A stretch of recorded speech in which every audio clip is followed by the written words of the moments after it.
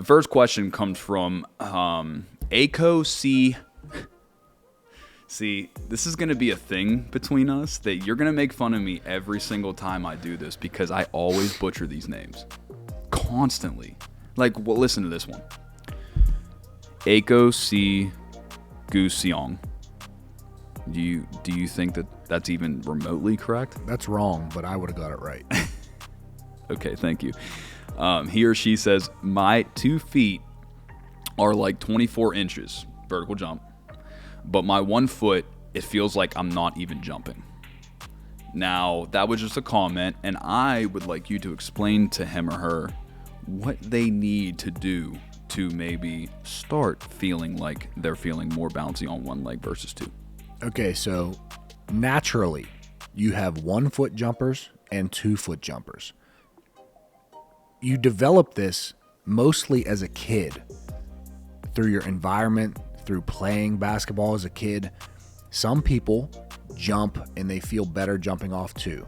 Some people feel better jumping off 1. Some people are naturally lighter, and that is why when they jump off 1, they get way higher. Some people are naturally more powerful, like myself. Not to toot my own horn because I'm really not that good at single leg jumping, but I am a 2 foot jumper. Yeah. I'm a power jumper. I'm like a tiger. But then you have your gazelles who also jump very high, but they just bounce off of 1 leg. So when you're a kid, you feel better, and you might not consciously say, I feel better jumping off 2 or 1, but subconsciously, when you are better at something, you do it more often.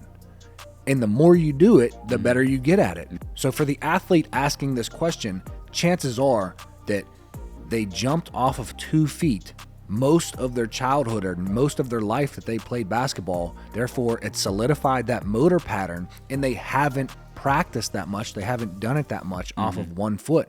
So to jump higher off of 1 foot, you need to focus on jumping off of 1 foot as well as jumping off 2, but you just need to rep that motor pattern more often and solidify that motor pattern in your brain and your central nervous system. And you also need to do unilateral single leg exercises. Yeah. So unilateral and bilateral exercises are going to be good for both 1 foot and 2 foot jumping. So the main thing is you need to rep it out more from jumping off of 1 foot. Right. So if you feel like you're jumping and not getting anywhere, you might need to increase your strength.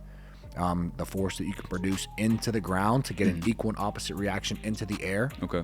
But you also need to rep it out off that 1 leg. Okay, now this might be easy, it might be hard, it might be the same answer. I'm going to ask this next question with that thought in mind, so keep that in your head. This one's from Flexi on YouTube. Hey, Nathanael, I'm comfortable jumping off of 2 feet, and it gives me more control, but it seems like I can jump higher off of 1 foot. What should I do? Thanks. Jump off both. Okay. Like you need both. If you're a volleyball player, you're mainly going to be jumping off 2 legs. If you're a basketball player, you're going to be doing both.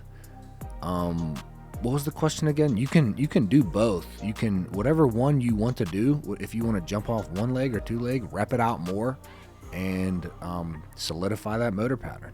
Well, he or she says I'm comfortable jumping off 2 feet, and it gives them more control, but it seems like they can jump off of 1 foot higher. So I think the general question was, should I maybe he or she is asking, should he prioritize 2 feet or 1 foot jumping? Or maybe he should focus on making them both as good as he can. I don't know. If you're a basketball player, I would always do both. Yeah, okay. I really would practice both. In my jump sessions, I practice off of my right foot, off of my left foot, my right-left 2 foot approach, and my left-right 2 foot approach. Yeah. And I practice my worst approaches more than I practice my best approaches because I'm trying to bring them up and get all of them even. So I would do them all.